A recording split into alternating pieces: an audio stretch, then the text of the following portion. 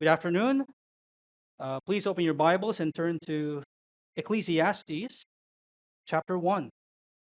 We will read the first two verses. I was just informed by a few brothers this afternoon that there are trending reels. I'm not sure if that is in Instagram or in TikTok, but of churches, contemporary churches, where they ask whether the line is from a theologian or is it from a pop artist, or is it part of the lyrics of a song of a music artist. Uh, I've seen one reel, but I was told that it was trending. So I wonder, maybe you would know which line is this from. The one that I'm gonna say. Sun is the same in a relative way, but you are older, shorter of breath, and one day closer to death. Is that from the Bible or from an artist? Now, these lines were not from Ecclesiastes. They sound like it's from Ecclesiastes, but it is from the song Time by the rock band Pink Floyd. One of their members, when he was writing this song, he was thinking about his entire life. In fact, he said in an interview, and I quote, "The reason it is a good song is because it describes the predicament of anybody who, growing up, if we are grown up at all, suddenly realizes that time is going really, really fast. It makes you start to philosophize about life and what is important and how to derive joy from that." End quote. So that's how the song was made. It is because of a member of their band evaluating his own life. He looked back at what his life has been, what he has gone through, his experiences and all, and he says, shorter of breath and one day closer to death. Again, you might say, well, that sounded like Ecclesiastes, right? Where also in Ecclesiastes, you have there the author also evaluating his life, his own life, and the nature around him. And you know what? What he says after his evaluation, after his examination of all things, you know what he said? He said, all is vanity. Turn to Ecclesiastes chapter 1, verse 1 to 2. The words of the preacher, the son of David, king in Jerusalem. Vanity of vanities, says the preacher. Vanity of vanities. All is vanity. The grass withers, the flower fades, but the word of our Lord will stand forever. The author begins by introducing himself. And he says that his name was the preacher. Who was he? It says in verse 1, he was the son of David, the king in Jerusalem. Now, of course, the kings in Jerusalem, we can say that they were sons of David. Many have said that this may not be Solomon, that this may be another king, or this may be someone who is who's preaching a sermon that is Solomonic in nature. Okay? But I submit to you the truths and the wisdom that we can learn from this book all points to the wisdom given by the Lord to none other than Solomon himself. So, the position that we are taking in our study of the book of Ecclesiastes is that Solomon wrote the book of Ecclesiastes. Solomon was the preacher.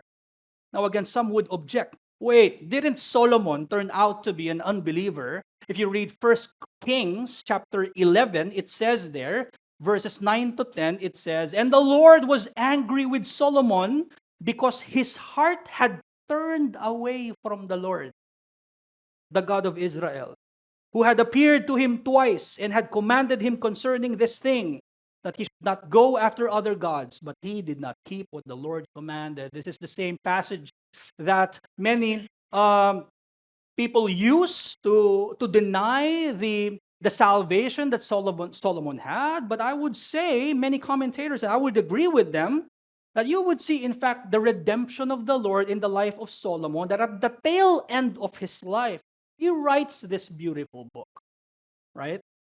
With a realization of what life is.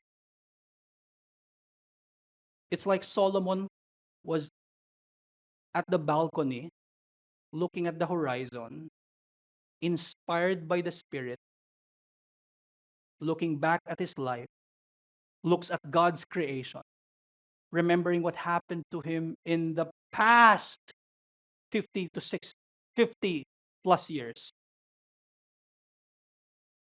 And then he writes Ecclesiastes.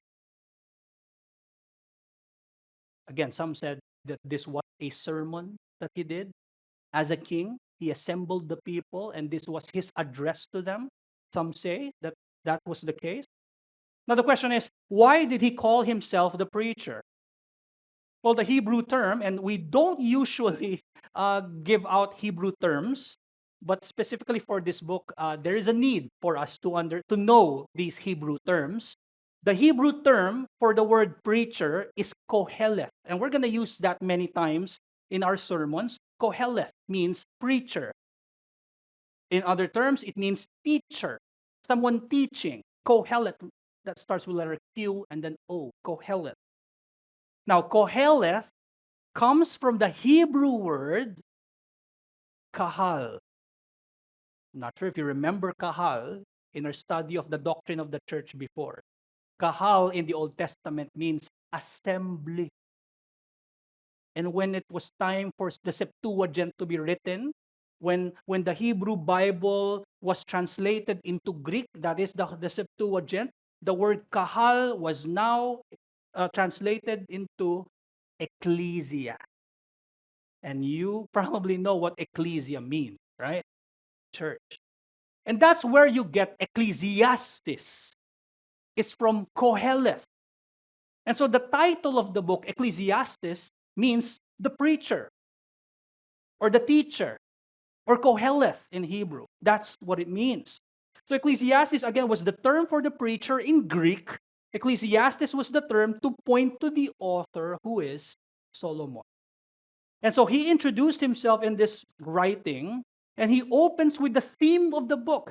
And this is the reason why we're going to talk about the theme for the first two verses, because I want us to see the entire theme of the book as we journey through our study of Ecclesiastes. We must have in mind this theme. And the theme is in verse 2. He says, "Vanity of vanities," says the preacher, "vanity of vanities, all is vanity." Mentioned many times in the 12 chapters of Ecclesiastes. Now, the problem with the English translation is that kulang tayo sa English words to specifically describe for us what the Hebrew meant. That's the problem. Kasi the Hebrew language is very complex. There's a root word, and there are more Hebrew terms under that Hebrew root word. And so, for example, in the NIV translation, they translate the word vanity as meaningless. So if you read NIV, it would say, all is meaningless. Yung vanity of vanities, it says they're utterly meaningless.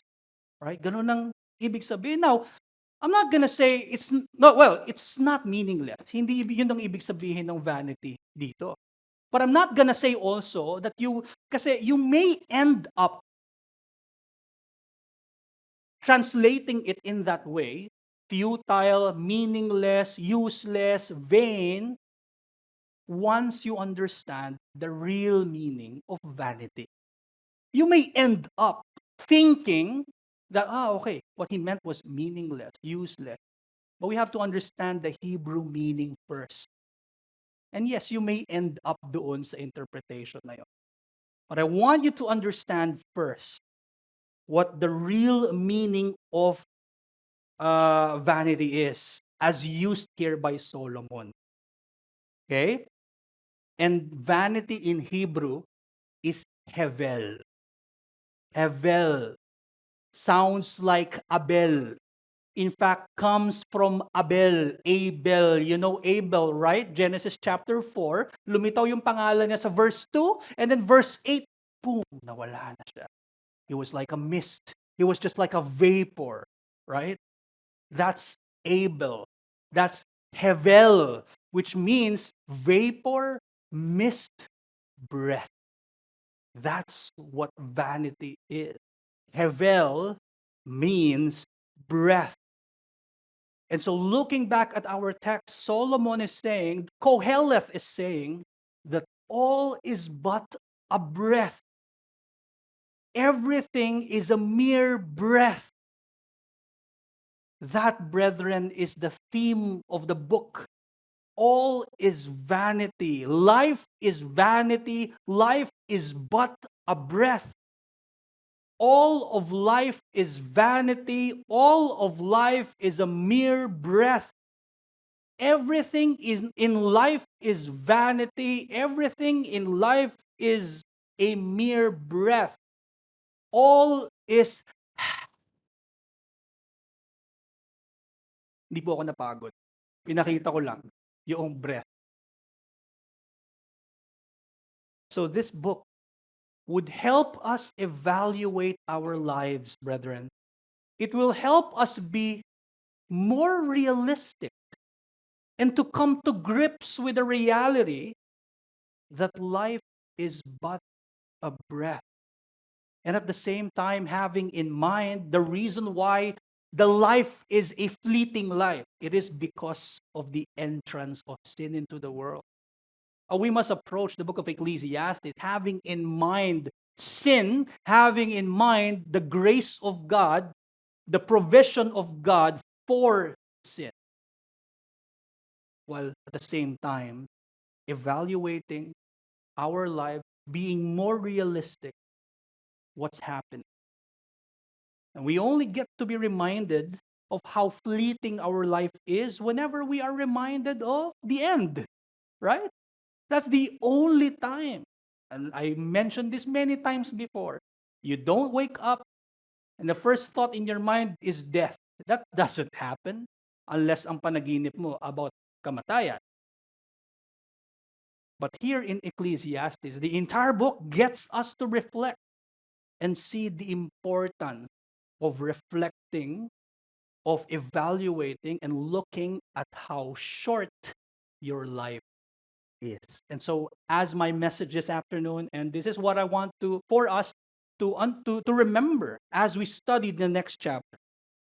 As Christians, there must be a constant reflection of the brevity of life. Bilang mga Kristiyano, dapat meron tayong madalas, palagi, na reflection sa pagkaikli ng ating buhay sa mundong ito. And you know what? A lack of constant awareness of the brevity of life, I believe, may result to wrong decisions in life. May result to a life lacking appreciation. And so I'd like to discuss these first two verses by asking these questions. How short is life on earth? My first point will answer that. The transience of life. And what is implied by the brevity of life? The second point, God willing, will answer that. The elusiveness of life. The transience of life and the elusiveness of life. Let's consider the first point, the transience of life. All is vanity, meant all is a breath. But take note what Koheleth said in the beginning. Vanity of vanities. And so when Solomon said all is vanity, he meant it's shorter than you think. It's shorter than you think. In fact, whatever your idea is of a short life, that is incomparable to how really short life is. Your idea of transience is incomparable to the real brevity of life. Psalm chapter 39, verse 5, we read that in the scripture reading. It says, "Behold, you have made my days a few handbreadths." Handbreadths yung width ng kamay natin.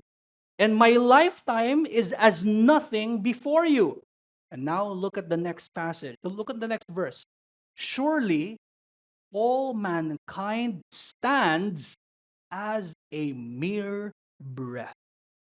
Now take note. It doesn't say one's life is a mere breath. What the psalmist is saying, all mankind from the time of Adam up to the last person who will be born here on earth is but a mere breath. Makes you think. When we say, oh, how fleeting life is, that is an understatement. Paul is, kanina, it's really, and so when we look at the next chapters of Ecclesiastes, when Koheleth talks about everything in life, and he will talk about many things in life. He will talk about all the events that has happened in his life on earth.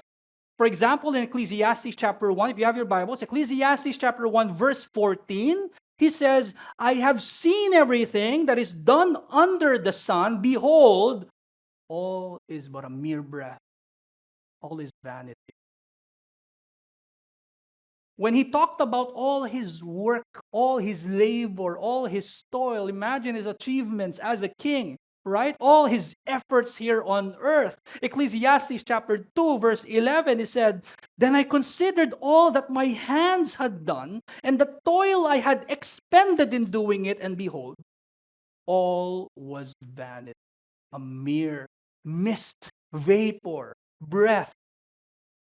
When he spoke about the praises that he has received, when he spoke about the praises that all men joyfully received on earth under the sun, those who enjoyed popularity, he said in Ecclesiastes chapter 8, verse 10, he said, Then I saw the wicked buried. They used to go in and out of the holy place and were praised in the city where they had done such things. This also is vanity.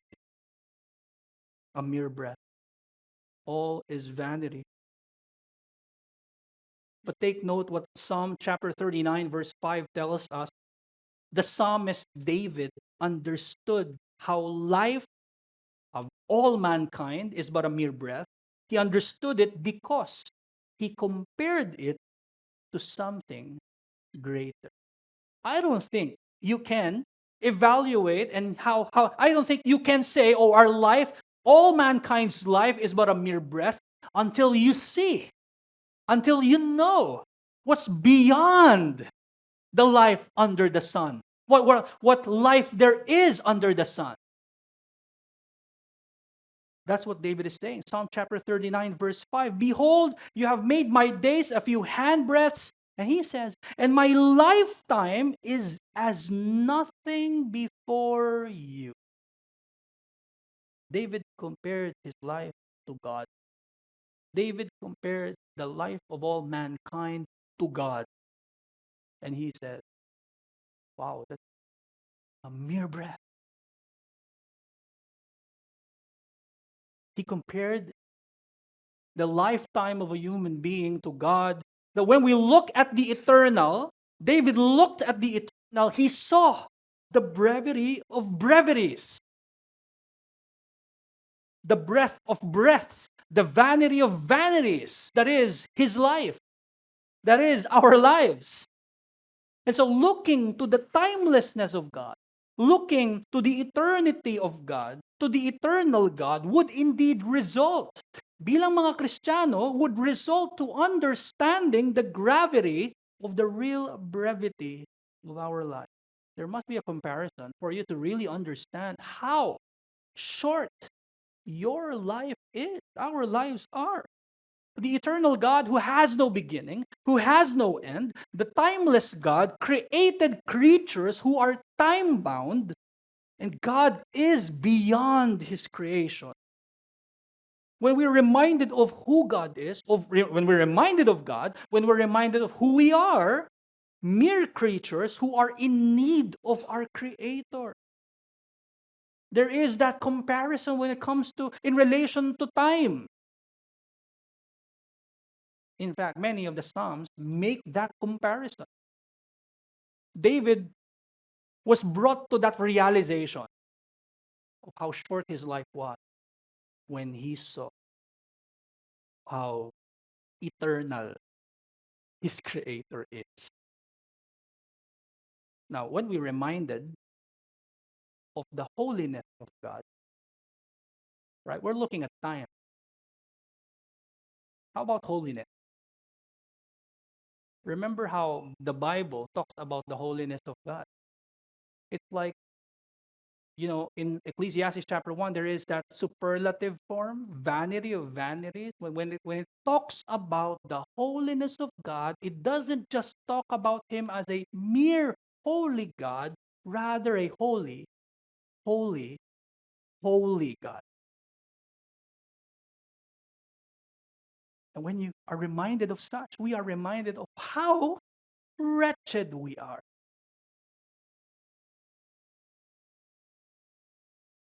Holy, holy, holy emphasizes the perfect holiness of God. It also emphasizes our sinfulness.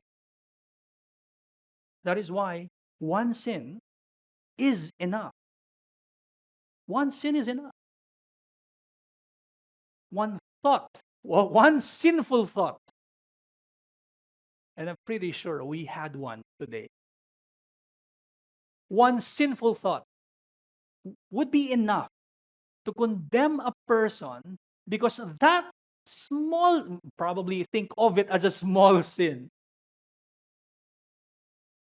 That is enough for the Most High, holy, holy, holy God to condemn a sinner.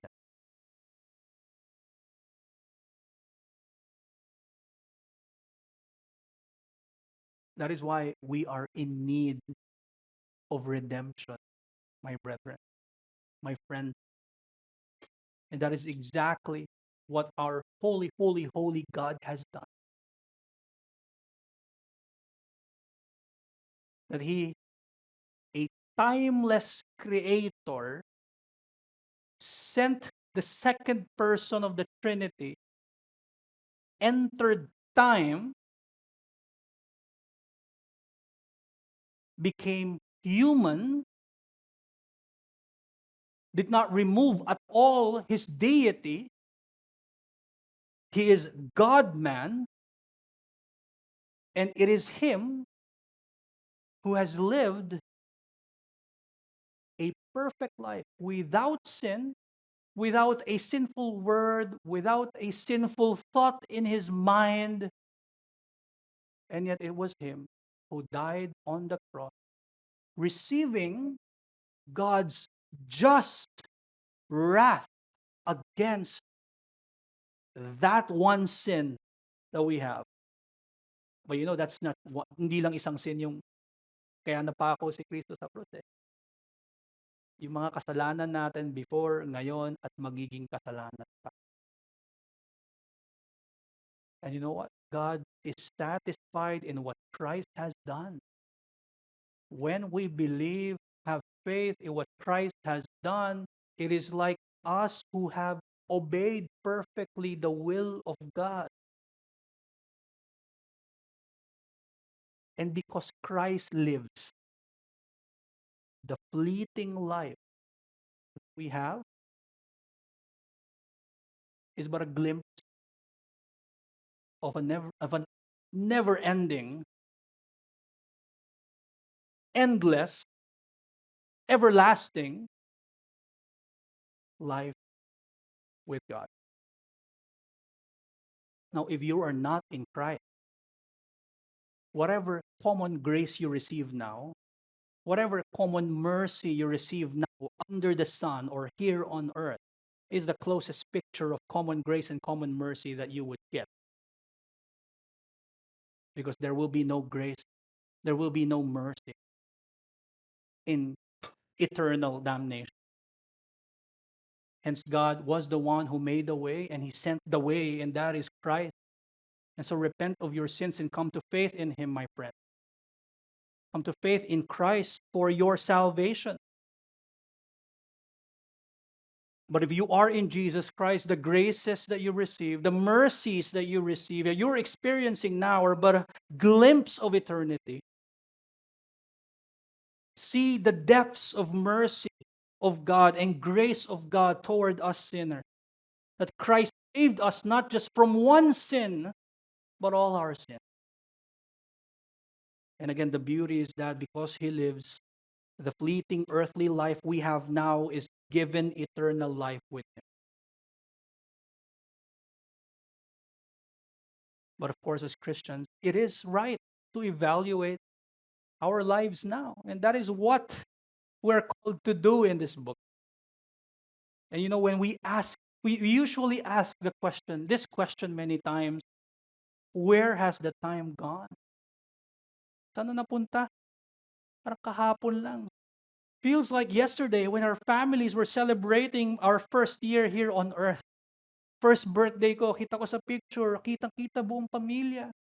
Feels like just yesterday. Feels like yesterday when we were when some of our loved ones are here with us.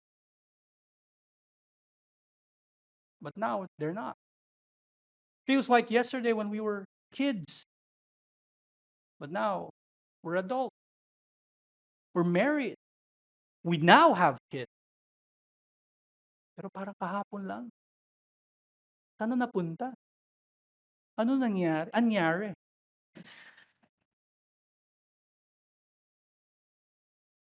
And this is something that we should all evaluate. And you know what? We always, by the way, we think about that at times, right? I mean, parents, when you look at your children and you see them, for example, talking to one another, and you're just looking at them, and sometimes you think, oh, parang dati, binubuhat-buhat ko lang to. Dati, nagre-wrestling kami dati. Ngayon, dati binubuhat-buhat ko siya. Kinakarga ko. Ngayon, ang iingay na nila.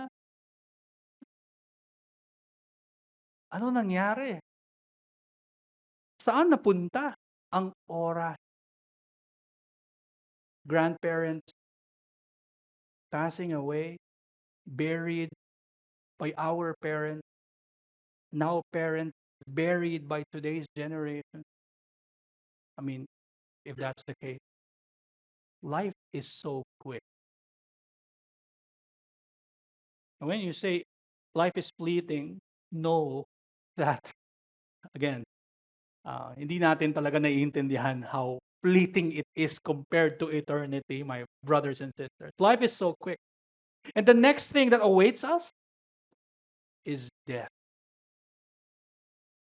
Remember the curse, Genesis chapter 3?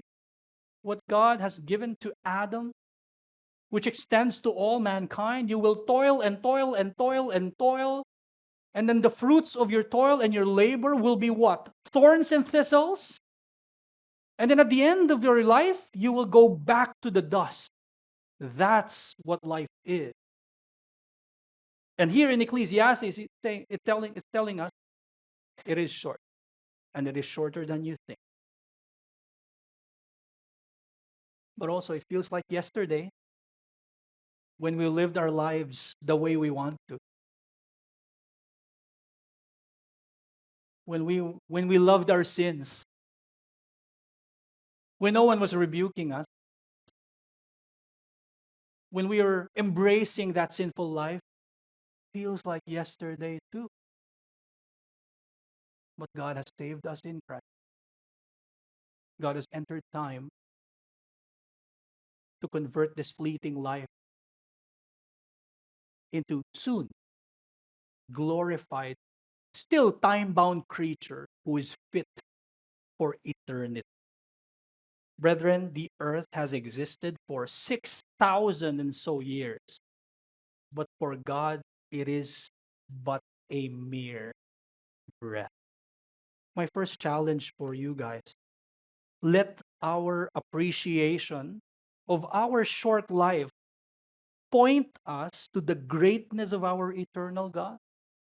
Let our appreciation of our short life point us to the greatness of our eternal God. God has given us eternal life, everlasting life for those in Christ. And the emphasis of the New Testament is that those who are in Christ is in fact given eternal life.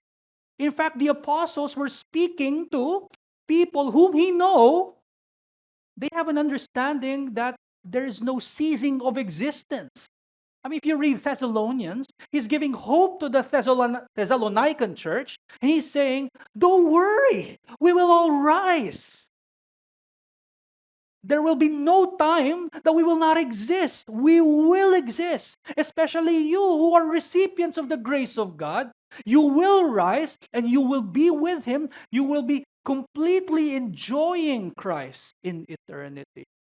Yes, your life is fleeting here on earth, but you have this great promise to come. And of course, that eternal life given to us clearly in the New Testament is in contrast to the breath of life that we have now. And you know what the problem is? Usually, we think that life on earth is long. Kala natin, ang haba-haba ng buhay natin. Sa mata natin, mahaba na to. Problema.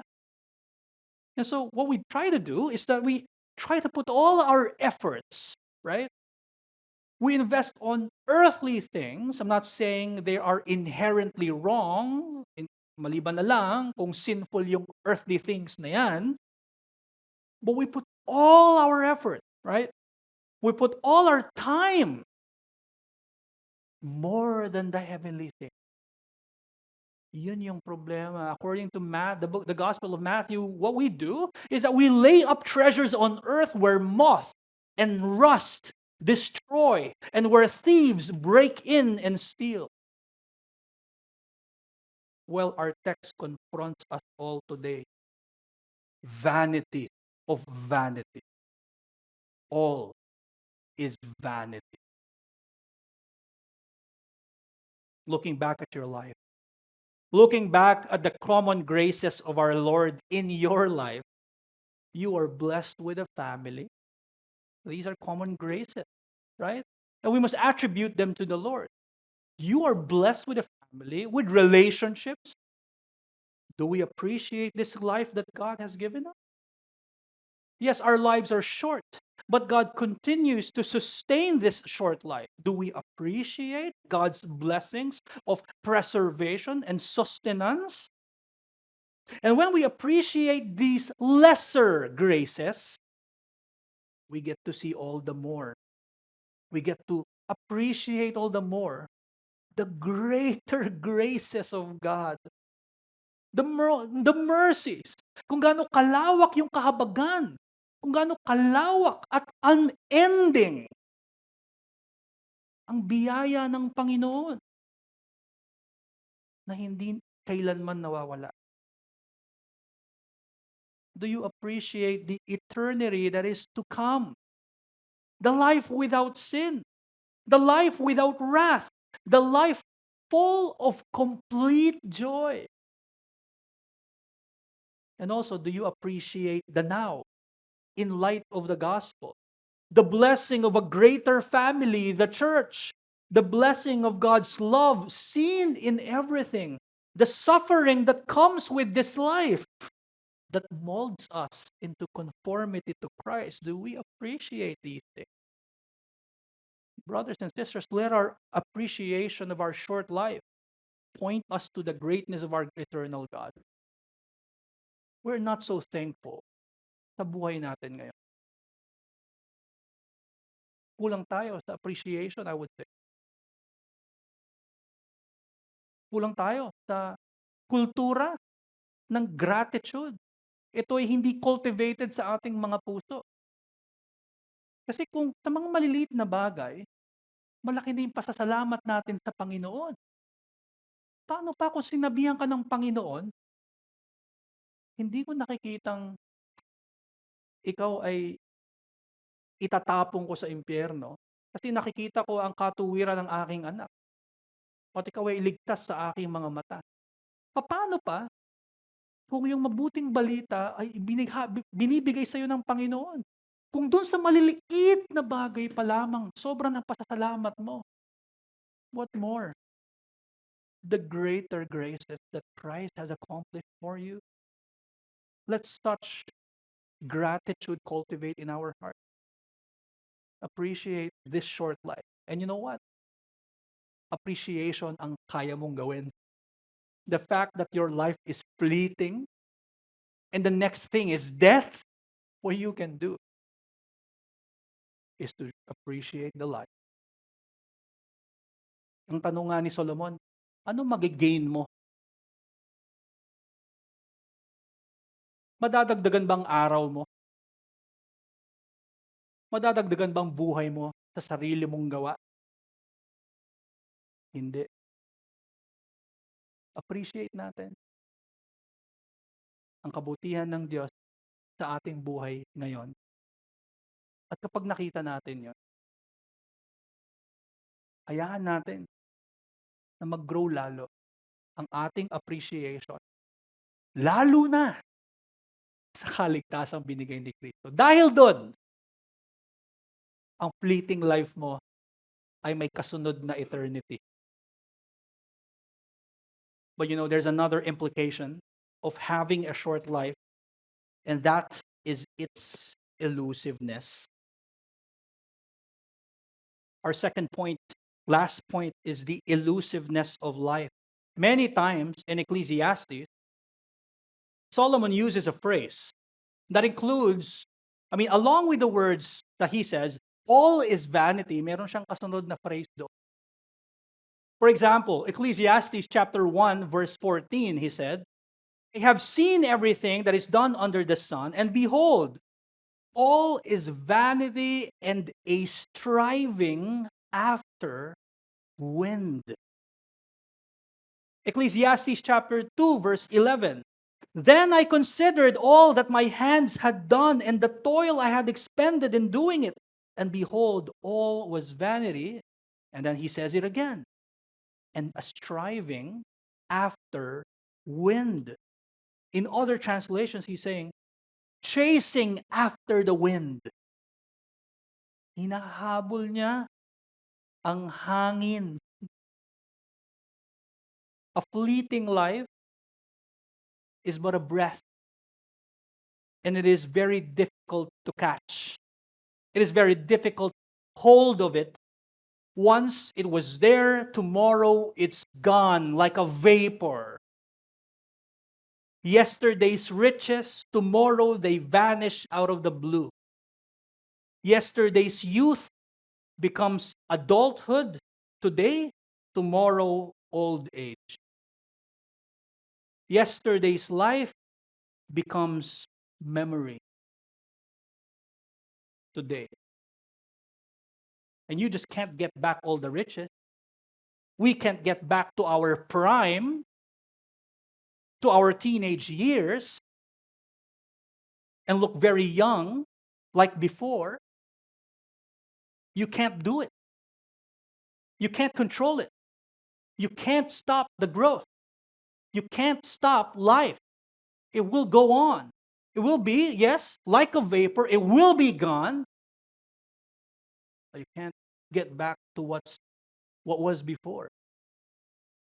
Life is like the wind that you want to chase so that you can control it. But you cannot. All is vanity. Going back to Psalm chapter 39, now in verse, all is vanity. Verse 6, it says in verse 6 of Psalm chapter 39, surely a man goes about as a shadow. Surely for nothing they are in turmoil. Man heaps up wealth and does not know who will gather. Surely a man goes about as a shadow. You know, when we are in a dark place and there's a single source of light, you'll see your shadow.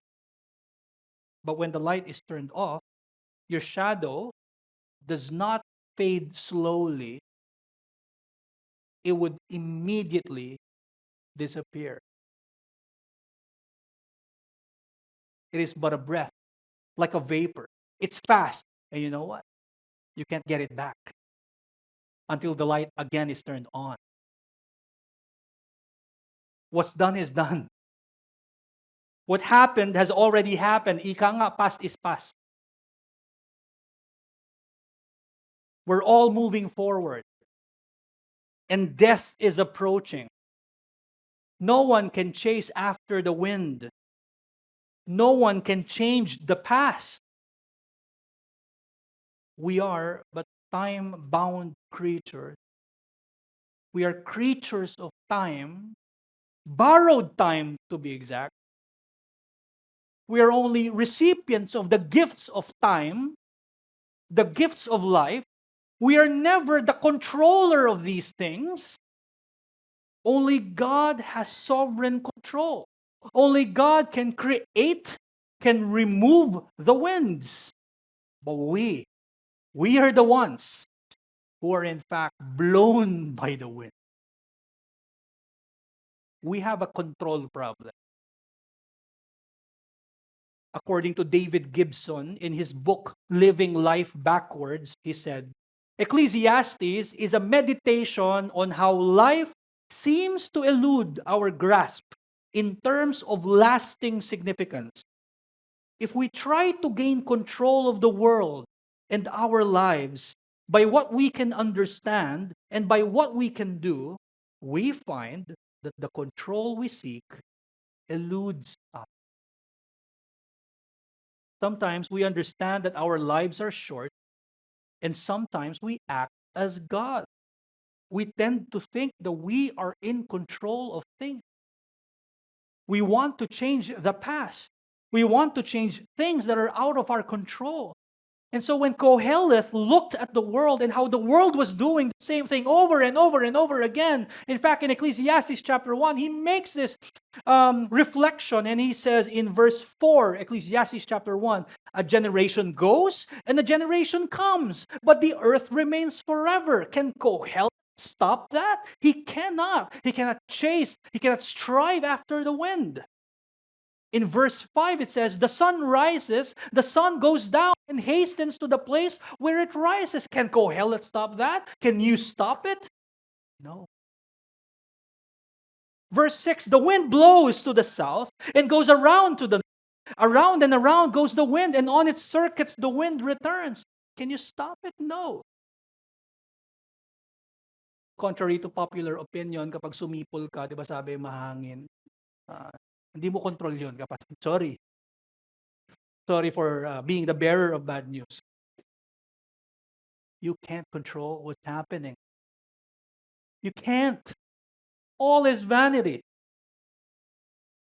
When you go to the beach, you took the time to build a beautiful sandcastle.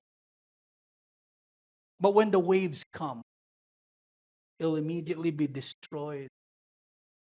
And you just can't build it again immediately. You just have to wait till the waves would stop. The challenge here, my brethren, we have to face it. That is the message of Koheleth. Face the reality. This is the reality. I'm just letting you know. You probably know this already. Face it. Face the reality that you and I are not in control. Surrender to the will of God who has sovereign control on all things. Face the reality that we are not in control of things. Surrender to the will of God who has sovereign control. How many of us planned a lot of things last February of 2020? Many trips were canceled. Many new businesses were stopped because a month after, may lockdown. Wala tayong nagawa. Walang nagawa ang karamihan. We have to face the reality. We are not in control. At some point you would say, yes, life requires effort from us. True. But we have no control of what's going to happen and of what will happen in the future. We have no control of what happened in the past. You cannot change them. You know what? We're so not in control that God, who came out of our mother's womb naked, naked shall we also return to dust. We're so not in control that our possessions today may not be even ours tomorrow. We're so not in control that we cannot make straight what is made crooked by the Lord. And as creatures, we are to surrender to the will of God. Providence with joy, for He is the God of providence. He's so in control that Job said, it is God who gives, and it is God who takes away. He's so in control that He has tilted the entire creation and His providence to be in support, to be in subservient to the purposes of Jesus Christ.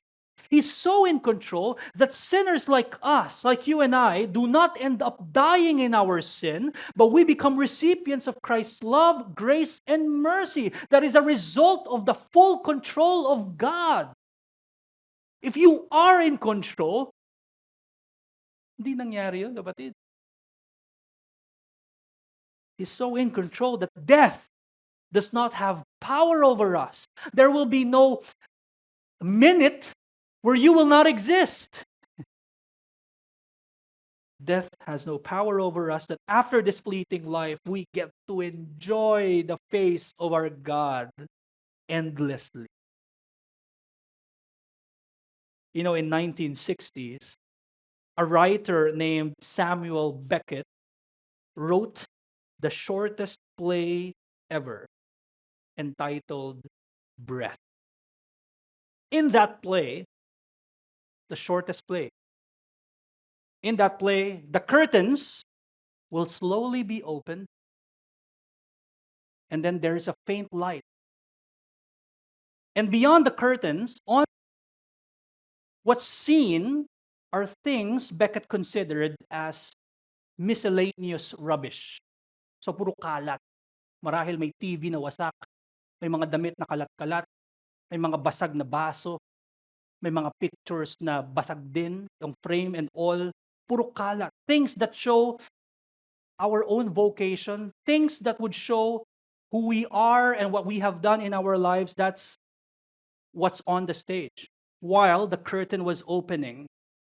And once the curtain is fully out of the picture, there will be 5 seconds of silence. And then there will be a faint cry, getting louder. Hindi ko nagagawin, pero umiiyak. And at the same time, the light will increase at a maximum, and that will happen for another 10 seconds, and then the cries will stop. And then there will be 5 seconds of silence afterward. And then the light will slowly decrease until it's gone, and then there will be a very sudden cry at the end. And then another 5 seconds of silence. And then the curtain will slowly close. And that's it. That's the play. A total of 30 to 35 seconds. And the motivation of Samuel Beckett is for us to see a glimpse of all the rubbish that has happened in one's life. And the only thing a person can do is regret. And even his regret has a time limit, because the curtain will close. And when the curtain closes, that's the end. There's no going back to the life before. There's no going to the rubbish, to the stage. In that same way, we are to face the reality that we are not in control of our life.